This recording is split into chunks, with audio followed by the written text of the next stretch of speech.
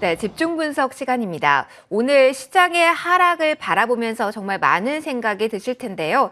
자, 이제 본격적으로 실적 시즌이 시작되면서 시장은 어떠한 변화를 겪게 될까요? 앞으로의 흐름들 예상을 하고 이에 따른 전략들 좀 수정해보는 시간 가지도록 하겠습니다. 서강대 경제대학원 김영희 교수와 이 시간 함께 하시죠. 어서 오십시오, 교수님. 네, 안녕하십니까? 안녕하세요. 네. 오늘 정말 많은 분들이 고민이 시작되실 그 시기에 나와주셔서 감사드려요.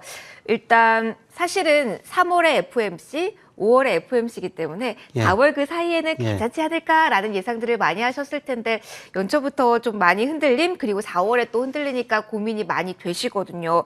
우리 증시 여기서 더 올라갈 수 있을까요? 이번 달 장은 어떻게 예상하시나요? 예, 저는 뭐 오래전부터 주가를 예측하면서 올 주가를 예측하면서 네. 4월이 올 한 해 중 가장 어려운 달일 것이다. 아, 역사적으로 네. 쉬운 게 아니군요. 예, 그래서 그 어려운 달에 주가가 좀 떨어질 테니까 예, 그때 올해 주식을 사셔야 된다. 이런 말씀을 드렸습니다만 네. 예, 지금 4월 돼가지고 어떻게 될지 모르겠지만 제가 그렇게 보는 이유는요. 저는 그 거시경제 측면에서 일평균 수출 금액 같은 거로 예, 주가를 전망하는데요. 네. 3월에 일평균 수출 금액이 37억, 굉장히 높았었어요. 네.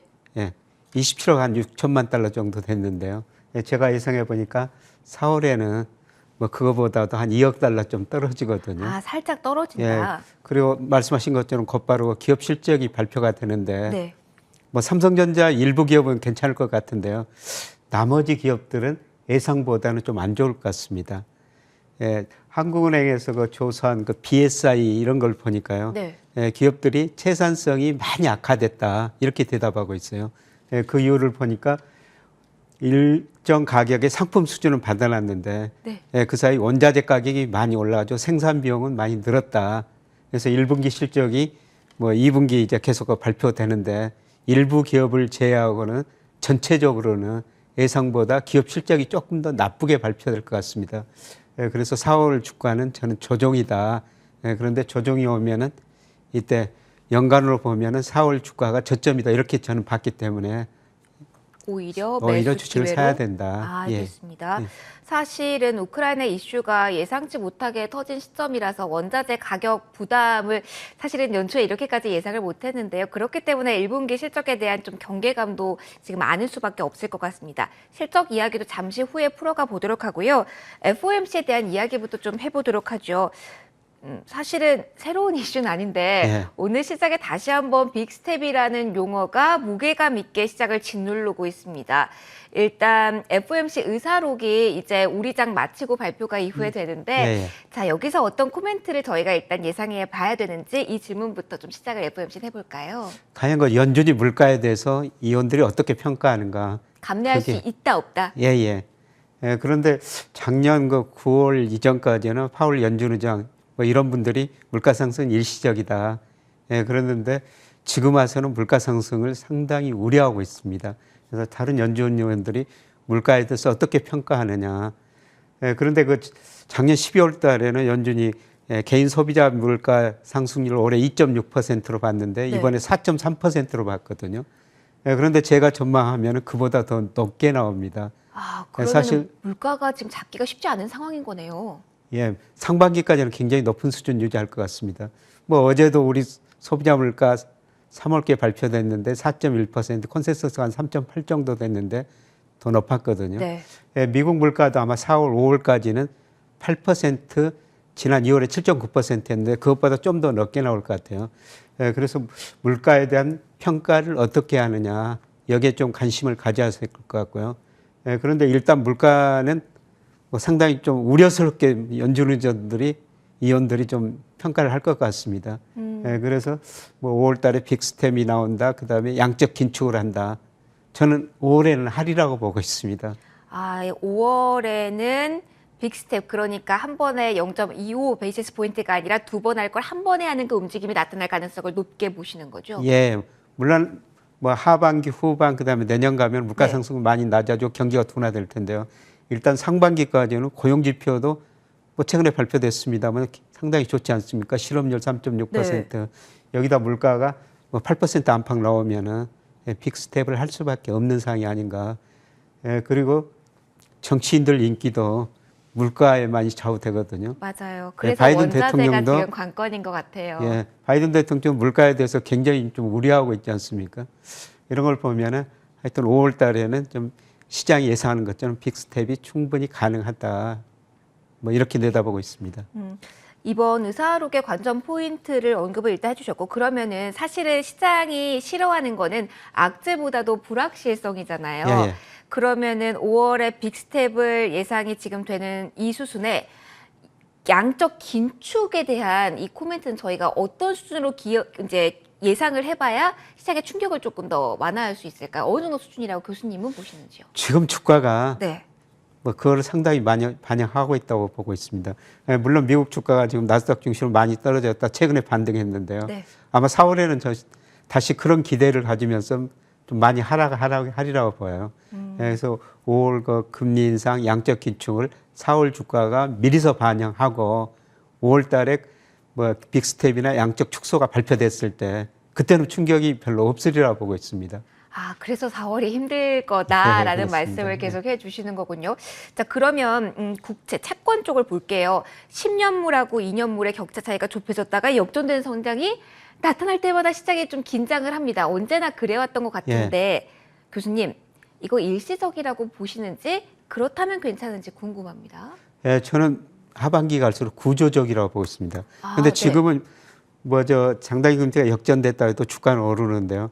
지금은 장기금리, 단기금리 같이 오르면서 잠깐 역전됐었거든요. 네. 예, 그런데 저는 하반기 중후반 가면서 10년 국채 수익률은 미래의 경제 성장률이 떨어질 것이다. 미래 물가 상승이 떨어질 까 이걸 반영하면서 10년 국채 수익률은 떨어질 거라고 네. 보고 있거든요. 그러면서 장단기 금리차가 역전되면은 이건 완전히 경기 침체 신호라는 겁니다. 그렇죠. 그러면 또 금리 인상에 또 브레이크가 걸릴 수밖에 없고 이게 계속 돌면서 뭔가 계속 브레이크가 걸리는 거 아닙니까, 교수님? 예, 그렇죠. 그래서 금리 인상하면은 우선 그 자산 가격이 조정을 받을 수가 있고요. 네. 예, 그 다음에 소비가 줄어들죠. 기업 투자가 줄어들죠. 네. 그래서 금리 인상하면은 시차를 두고 경기가 나빠지고 또 경기가 나빠지면 또 금리 인하하고 저는 내년 상반기 가서는 또 미국이 금리 인하 쪽으로 가리라고 보고 있어요. 아, 그렇게 통화 정책이 선회될 가능성도 있기 때문에 일단은 이 지표를 상반기, 하반기에 좀 나눠서 조금 저희가 해석을 하고 대응하는 게 지금은 나은 전략이겠군요. 예. 뭐 저는 시장 금리가 훨씬 더 중요하다고 생각하거든요. 아, 네. 뭐 연준 의장, 연준 위원들도 똑똑하지만은 네. 시장이 훨씬 더 똑똑하다고 보고 있어요. 그래서 미 10년 장기 국채 수익률이 올라가느냐 떨어지느냐, 10년 국채 수익률이 떨어진다면은 경기 둔화를 분명히 의미하는 겁니다. 네. 네, 그래서 우리가 10년 국채 수익률이 올라가면서 역전되느냐, 떨어지면서 역전되느냐, 떨어지면서 역전되면은 굉장히 경기에 나쁜 신호라는 것이죠. 아, 어느 방향으로 역전이 되는지 예. 아, 좋은 포인트네요. 그걸 봐야 된다는 말씀해 주셨습니다. 자, 그리고 국내의 실적에 대한 이야기 언급을 해주셨으니까 그쪽으로 넘어가 보도록 할게요. 내일 삼성전자의 잠정 실적이 발표됩니다. 일단 일부 기업은 괜찮지만 대부분 많이 예상치보단 부진할 거다라는 말씀을 해주셨는데 어떻습니까? 일단은 삼성전자에 대한 것만 놓고 본다면 시장에 안도감을 줄 수도 있을까요? 뭐 삼성전자는 가능하리라고 보는데요. 네. 예, 그런데 1분기 실적은 애널리스트 예상한 것처럼 뭐 좋을 수가 있는데 문제는 2분기, 3분기, 4분기. 아, 이 컨센서스가 부정적으로 나올 수도 있겠군요. 예. 왜냐하면은 지금 우리 경기도요. 거의 정점에서 지금 수축 국면 진입하고 있거든요. 전 세계 경기도 많은 전문가들 경제 성장을 계속 낮춰주지 않습니까? 그렇죠. 예를 들어서 저 FOMC 그것도 경제 성장률 작년에 올해 뭐 4.0에서 2.8로 낮춘 것처럼 모든 전문 기관들이 경제 성장 전망치를 낮춰요. 경기가 수축 국면에 들어서고 있다는 겁니다. 네. 네, 그래서 과연 삼성전자 주가가 이익이 2분기, 3분기, 4분기도 애널리스트 예상만큼 증가할 수 있느냐. 제가 거시경제 사이클상 보면은 그것보다는 좀 낮을 수가 있습니다. 아하. 물론 지금 삼성전자가 저 9만 5천 원 갈 때 7만 5천 원까지 떨어질 수 있다. 네. 이런 이야기를 해가지고 혼난 적이 있었습니다만은 지금 뭐 7만 원 밑으로 떨어졌지 않습니까? 맞아요. 네, 6만 지금은 원 선이라서. 굉장히 싸진 네. 국면이에요. 지금은 그러면 저가 매수의 자리라고 교수님 보시는 건가요? 여기서 조금 더 떨어질 여지는 있는데요. 예, 저는 5월, 6월 가면서 외국인이 주식을 사리라고 보고 있습니다. 왜냐하면은 지금 1220원 환율은 우리 경상수지 경제력에 비해서 환율이 너무 높거든요. 아. 저는 환율이 머지않아 1,150원대로 접근해 갈 거로 생각하고 있어요. 아, 환율이 그렇- 떨어질 때 외국인들이 우리 주식을 샀거든요. 외국인들이 우리 주식 사면은 최근에 삼성전자 계속 팔고 있는데 삼성전자를 사리라는 거죠. 아, 알겠습니다. 그래서 4월 달에는 뭐 삼성전자 추세적인 상승은 아니겠지만은 뭐 5월, 6월 가면서 반등하리라고 보고 있거든요.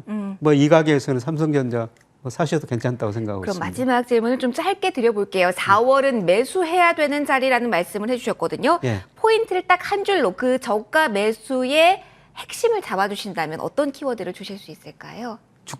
주가 적정 수준보다 낮아졌다. 네. 그리고 환율이 하락하면서 외국인들이 살 것이다. 그럼 외국인들이 어떤 주식을 살 거냐는 어디 것이죠. 보세요, 교수님? 뭐 삼성전자, 네. 그다음에 한국을 대표하는 2차 전지, 아. 뭐 저는 자동차 주식 이런 것도 사리라고 보고 있습니다. 반도체, 2차 전지 그리고 자동차까지도 예. 외국인이 주목할 테니 4월에 저점이 나오는지 이걸 예, 확인해 보자. 그렇습니다. 알겠습니다. 예, 예. 여기까지 말씀 들어볼게요. 지금까지 서강대 경제대학원 김영희 교수와 이 시간 함께하셨습니다. 교수님 고맙습니다. 네, 고맙습니다. 시장 분위기 보도록 하겠습니다. 다행히 지금 코스닥이 1%대 하락에서 낙폭을 줄여가고 있습니다. 지금 940선 위에서 0.9%의 하락률을 기록 중이고요.